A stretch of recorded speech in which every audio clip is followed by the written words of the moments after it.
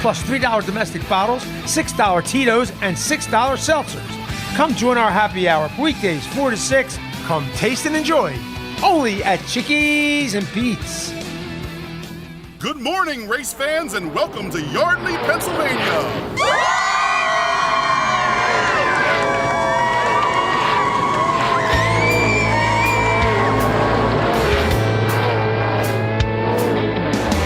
Talladega to do a little racing, drive 500 miles. My thoughts of embracing speed around the oval, beating Junior and Santa Ana.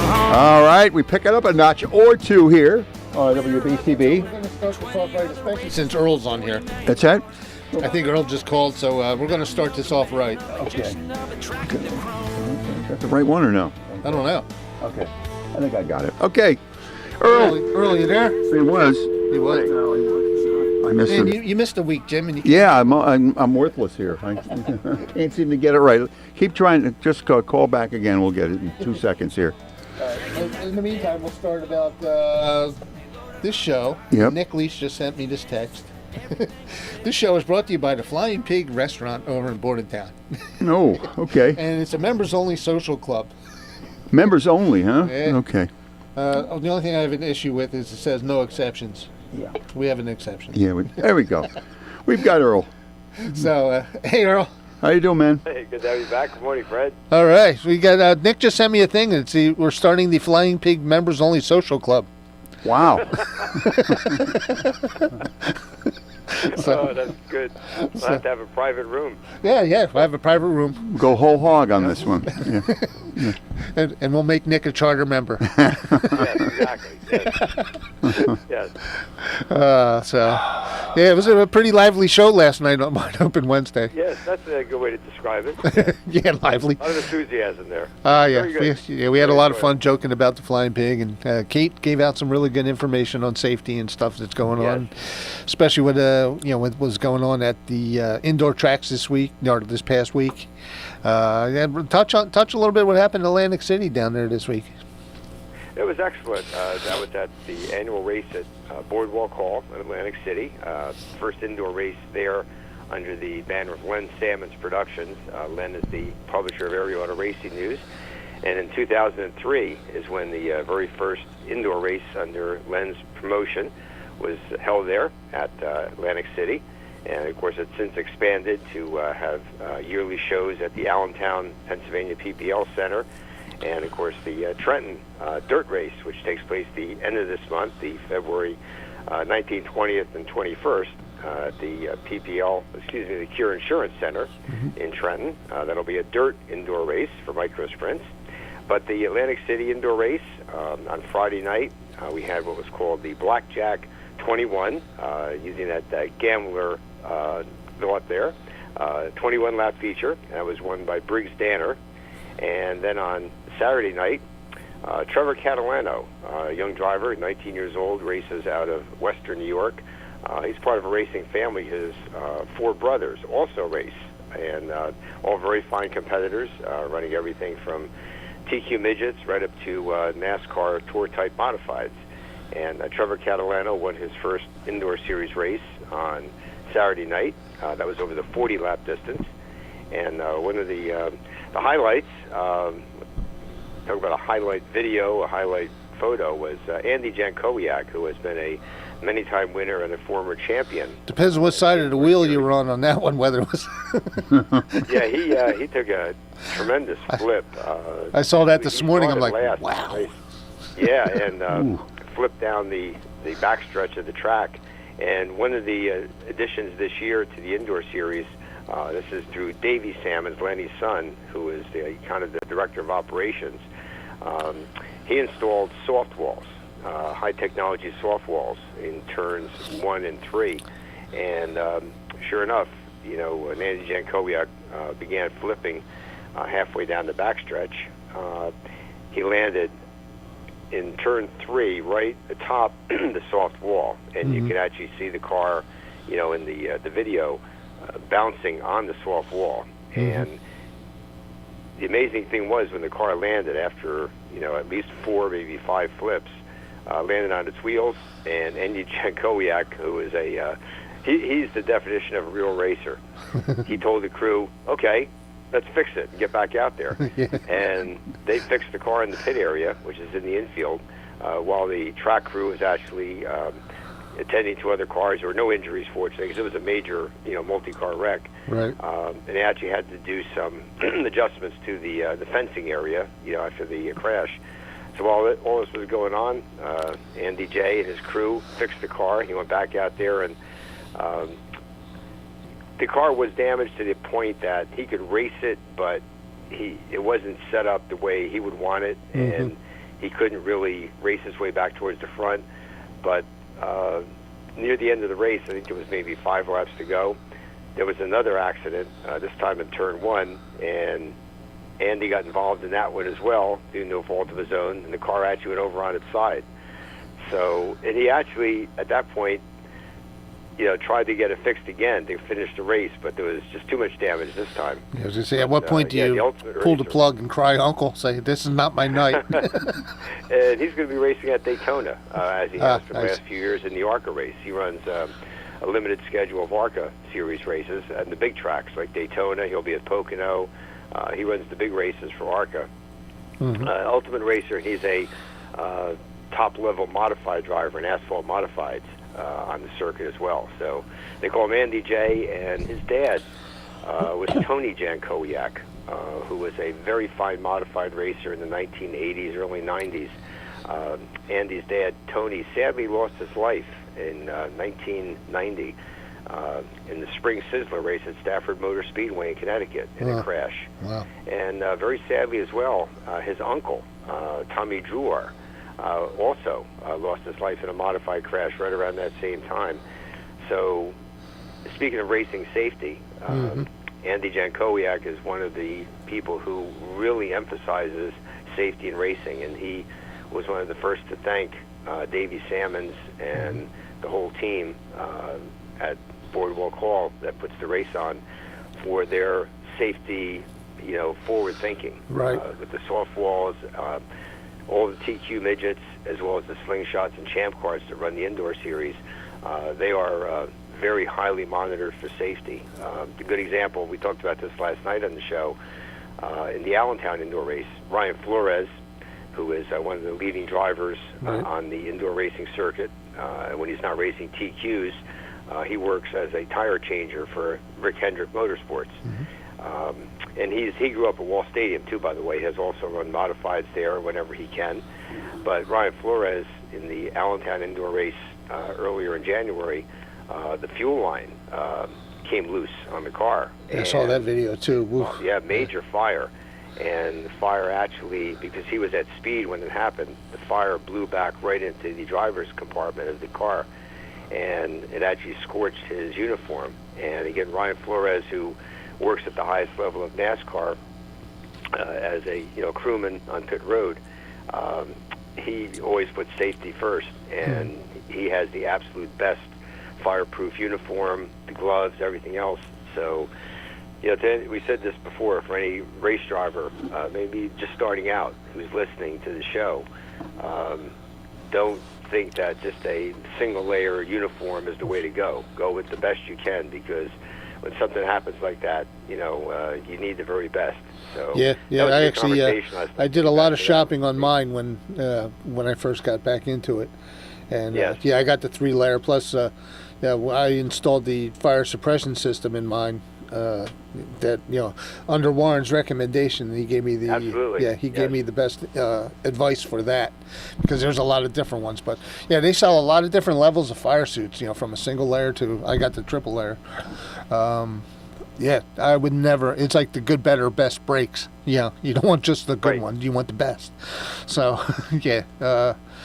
So I took Warren's lead on that, and he hooked me up the safest way. So I'm confident when I go out there.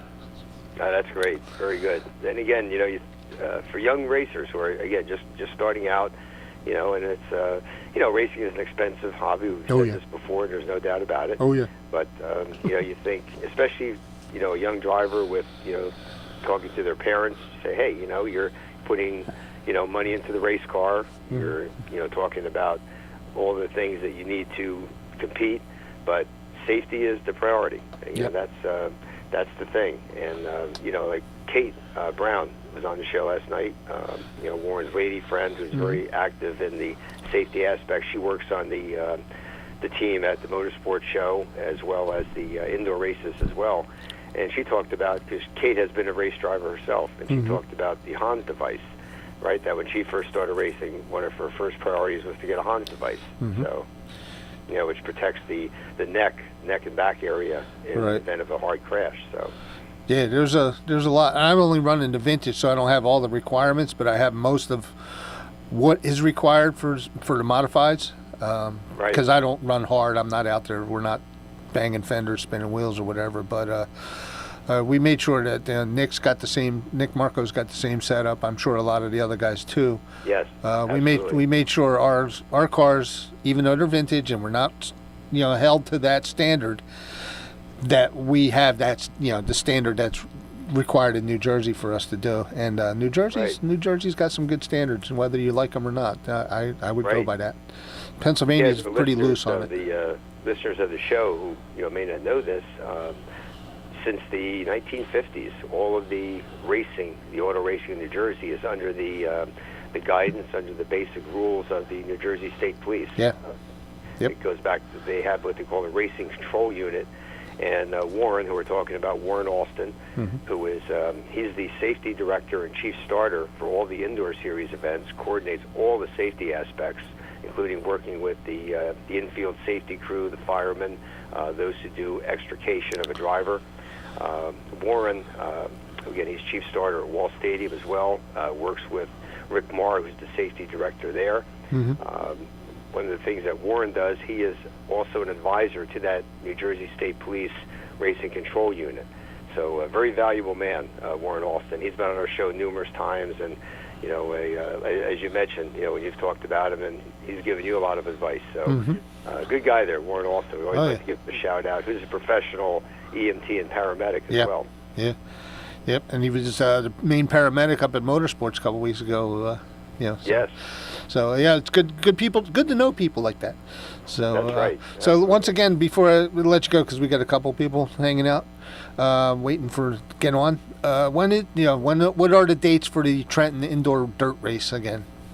Okay, that starts on Thursday this time. It's going to be Thursday, February 19th. Just a couple weeks away. On Thursday the 19th, that evening, we're going to have slingshot racing on the indoor dirt track. And then on Friday the 20th, Saturday the 21st, it'll be 600cc micro sprint racing. Full programs each night. So it's a great place to be. The Trenton Cure Insurance Arena, which is only a few miles away from the Area Auto Racing News headquarters, just off Broad Street, very easy to get to.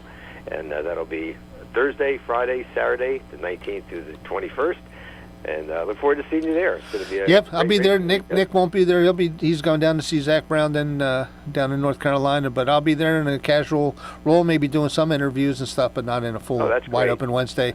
And of course, we can't miss the after race party down at the Flying Pig afterward. That's right. I was going to say that's going to be the place to be. So we'll send Nick pictures afterwards. Yeah. So hang on, keep listening, and wait till Nick what he has to say when he gets on. Will do. Great talking to you, gentlemen. Stay warm, think spring, okay? Yep, all right. You got it. All right. Yeah, bye. All right, we transition. Let's turn my headsets down. What's that? Why did I even bother calling in? Why?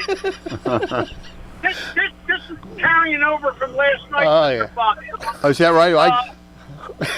Yeah, and there is an exception, Fred, to that membership. I'm the exception. Yeah, well, it says no exceptions right on the thing here. No exceptions, right. So I'm not invited to any of that. But I'm the guy that made up the ID cards. Go figure. Well, you can come as my guest, Nick. Rules? There's no rules. In a knife fight? Gee, thanks, Fred. I appreciate that.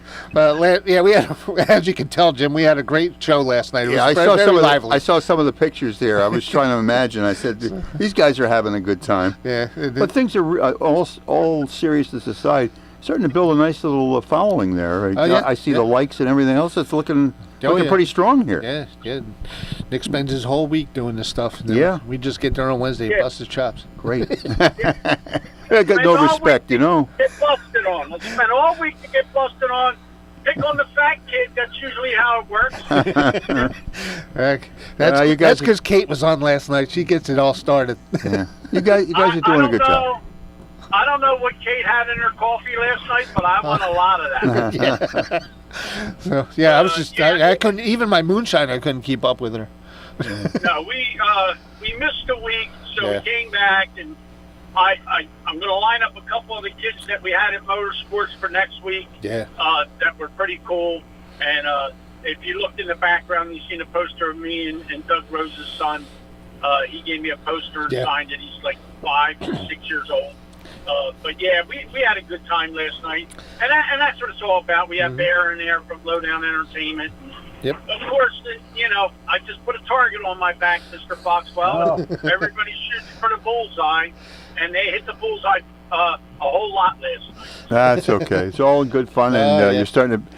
And it's starting to build a nice little following there. It's starting to really roll now for you. We're getting some sponsors, and some sponsorship. We could use more, but I mean, if that's what makes somebody's night, well then guess what? We accomplished what we wanted to accomplish. Talk about racing, give some people some info like Kate did last night in Bear.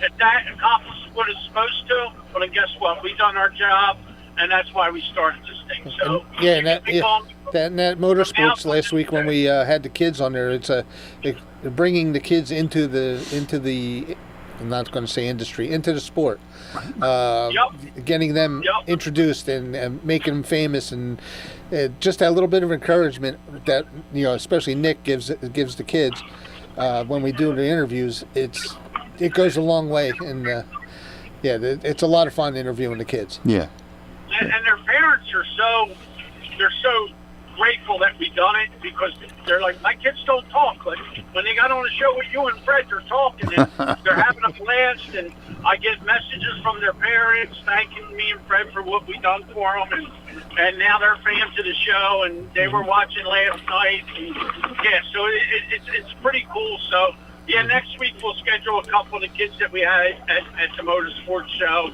and give them another shot. And we actually have a girl that's going to enter a pageant in Harrisburg that wants to represent Wide Open Wednesday. She wants us to represent. She wants to represent the show. So that's going to be pretty cool.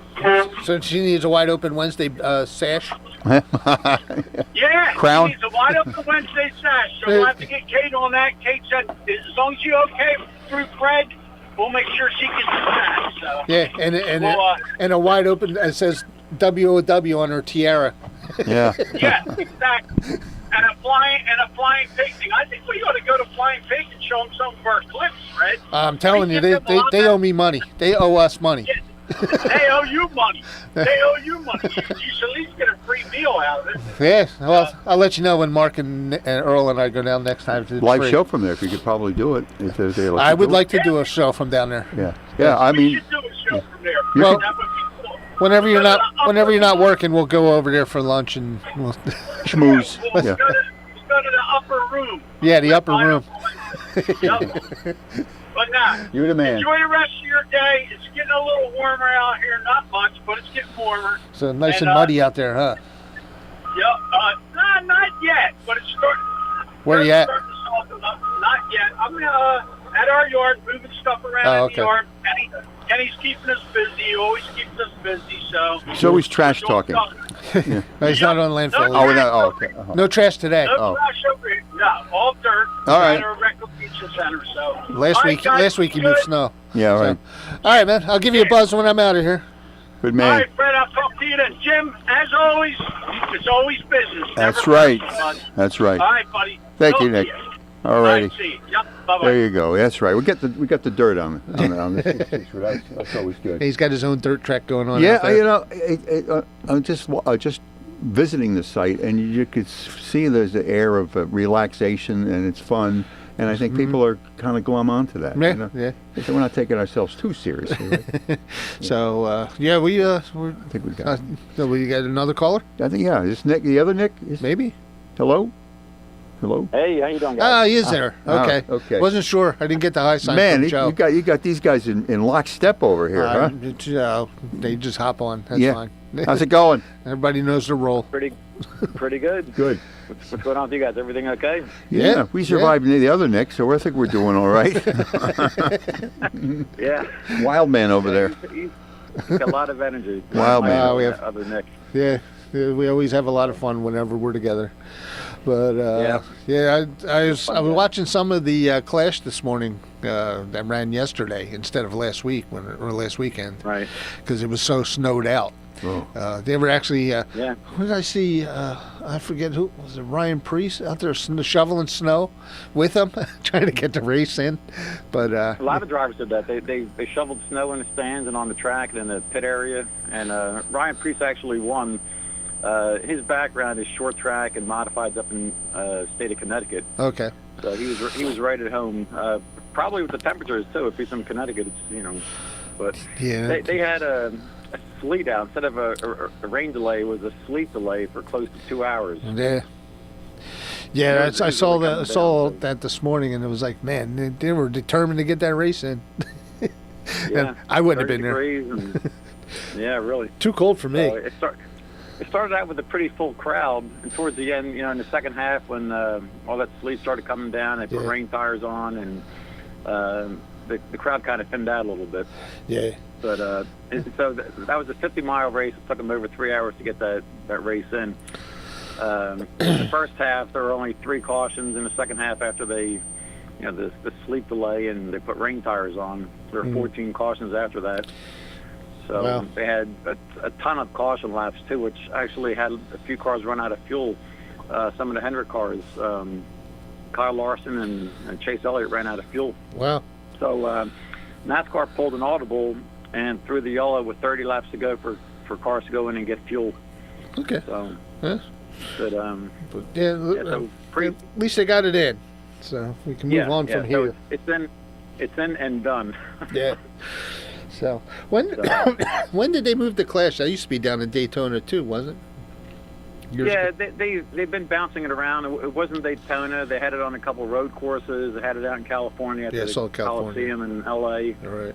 And last year and this year, and probably next year, it'll be in Bowman Gray. Okay. Or Snowman Gray. Yeah, Snowman Gray. Yeah, I was maybe you're double thinking that going back down to Daytona. Not that it was that much warmer this past weekend, but with the iguanas falling from the trees. About that. Yeah, something to talk about that is that it's a 2.5-mile track, and it's kind of boring out there. So at least with the shorter tracks, there's some excitement. Yeah. Now that weather is just not normal. Put it that way. Yeah, that's a good point. Yeah, you usually don't see this weather even at Bowman Gray. Yeah, down there. Down there, it's usually right about now. It's in the 50s. Our average high is in the 40s here now. It's supposed to be.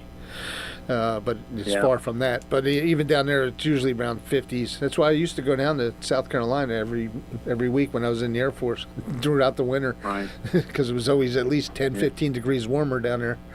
But you don't really see that. I know at Richard Childress Vineyards they had 16 inches of snow, so they couldn't even open up. Some frozen grape juice. Yeah, I don't know how the vineyard itself made out, but I know the bistros in the restaurant didn't open. yeah, right. So, yep. Just the top 5 from last night: Ryan Priest and William Byron for Hendrick, Ryan Blaney in the Penske Ford, and Daniel Suarez in his new ride, number 7 for Spire Motorsports. Mm-hmm. He finished 4th, and Denny Hamlin was 5th. There was a lot of bumping and banging. A couple of people got upset. I know Bubba got upset with somebody, and Carson Hocevar. Carson Hocevar. Yeah. So. And actually, Carson just raced him. I don't know what Bubba was thinking, because I watched Carson pass Bubba, and it looked like it was a rub in his racing thing. And then Bubba got underneath him and then hooked him, and I didn't think that was right. But I know Carson's got a reputation too, so Yeah, but it's a short track. It's a flat track. It's wet. They're in rain tires, so there is going to be bumping and banging. Yep. Not on purpose, but if you're slipping into somebody, it's uncontrollable. Yeah. So Yeah. So yeah. anyway. But yeah, they got it in, and Daytona's coming up in a couple of weeks. And have you heard any stuff Actually, on that? it starts on Wednesday with Really? the the qualifying for the pole, and then after that Thursday or the duals, the old Gatorade 125s. Now there's dual 150s. Thursday at 7 o'clock and 8:45, and then Friday, the truck. Stuart Friesen's going to be back in the truck. Nice. I wish him well. Stuart had a custom seat made up, all poured in and everything to fit his body, so he has the least amount of pain and comfort anyway. Yeah. So Stuart's going to be in it. Travis Pastrana's going to be in it. Tony Stewart's going to be in it.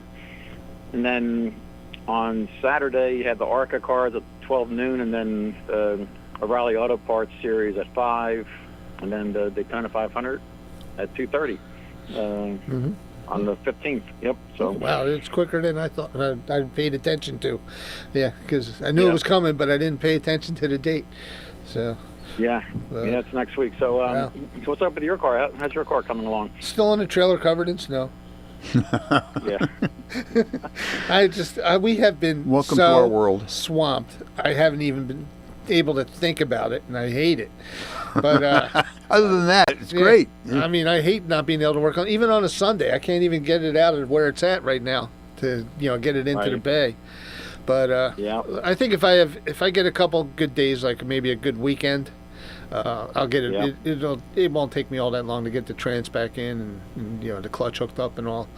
I think in a day or two, I got a couple other modifications I want to do to it. If New Egypt's running, I'll be ready. Yeah. Any talk on that? Any news? Haven't heard a single word. Nick hasn't either. Not a single word. It just kind of like was hot there for a little bit and then just stopped. Well, I think Fred threw a little cold water on what was hot. So yeah. We'll see. You wet blanket, you. Back in Florida, right? Yeah, he's fine. He's back in Florida. But yeah, we'll see how it goes. We're still holding out hope. But every day that goes past makes it that much harder. Because more and more guys are committing to other places, and it's just going to change the whole dynamic of the schedule for New Egypt. That they do open could only be able to maybe run a couple of shows a month or one a month, and they're holding out for special shows. So it's gonna be tougher. Yeah, exactly. So there's talk about them having some big races there. I guess a couple of them were a couple or few, but as far as a weekly thing, that's in limbo right now. So the vintage guys we're thinking about going down to Bridgeport. And I'll talk to Doug and just let him know. Just have a discussion with him, and because some of the cars that go in there, they're very aggressive, and they're actually racing for wins and points for Grandview. And that's what makes me a little apprehensive about running Bridgeport, because I know you got to stand on the wheel and you got to stay on the gas, and then you got these other guys buzzing you all the time. And I'm out for a Saturday night cruise. Yeah, exactly. Yeah. With me too, with the body on that car and everything, it took a long time to get the car where it is, and I like to keep it that way. Yes, exactly. But we're still holding out hope, and hopefully we hear something in the next near future. So yeah, really. So all right, Nick, we'll give you a buzz, and we'll catch you next week, if not before. Keep on keeping on. All right, sounds good, gentlemen. All right. Thank you. Thanks, Nick. All right, thank you, Nick. A lot of excitement going on there. Checking out on YouTube, and also on Facebook. You've been posting on Facebook. A lot of smiles, a lot of fun. Yeah, that's what it's all about. Things are looking up, and I think you got some momentum going. Fred. Yeah, Wall Stadium's got a lot of positives going on. I'm going to probably get a little more involved with Wall Stadium this year with Peter Miletto and Earl and all that. So and me and Nick are going to be down there quite a bit, I think. Yeah, doing some interviews. So. A lot of the signs look really good. So it's starting to get a name going here, a little brand working, and it's a lot of fun. Yeah, and then now while you're playing the music, I want to give a shout out. Yes. Best wishes to Paul Lamette.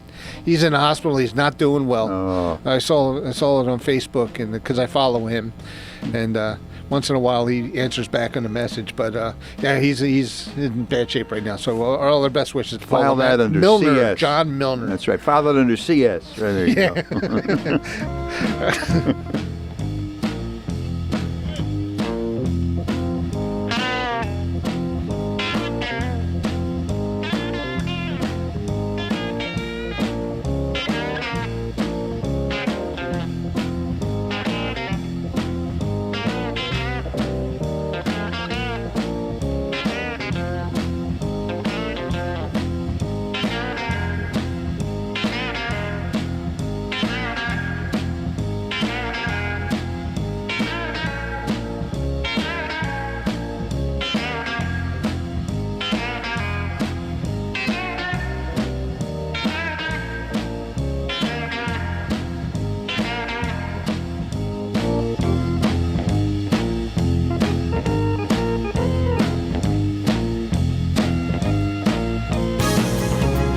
You're listening to 1490 WBCB and on your FM dial at 107.3 W297CL Lebanon. AP News, I'm Marcela Sanchez. A judge has ruled on warrantless immigration arrests in Oregon. AP correspondent Mike Hempen has more. A U.S. district judge rules ICE agents can't make warrantless arrests in Oregon unless there's a risk of escape. The ruling is in response to a lawsuit filed by a nonprofit law firm representing a man who was detained by immigration officers without a warrant, despite having a valid work permit. The judge issued a preliminary injunction in a proposed class action lawsuit targeting the Department of Homeland Security's arrest of immigrants during enforcement operations. Courts in Colorado and Washington, D.C. have issued similar rulings, and the government has appealed them. I'm Mike Hempen. AP correspondent Donna Warder reports on the fatal crash of a rescue helicopter in Arizona. Authorities say an Arizona Department of Public Safety helicopter responding to an active shooter situation crashed Wednesday night, killing the pilot and the trooper paramedic on board. The Ranger helicopter was on its way to assist officers from the Flagstaff Police Department and other agencies.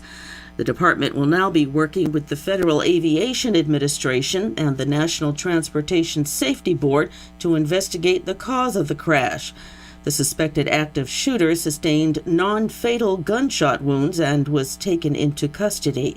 Vice President J.D. Vance arrived in Milan with his family today, telling U.S. athletes competing in the Milan Cortina Winter Games that the competition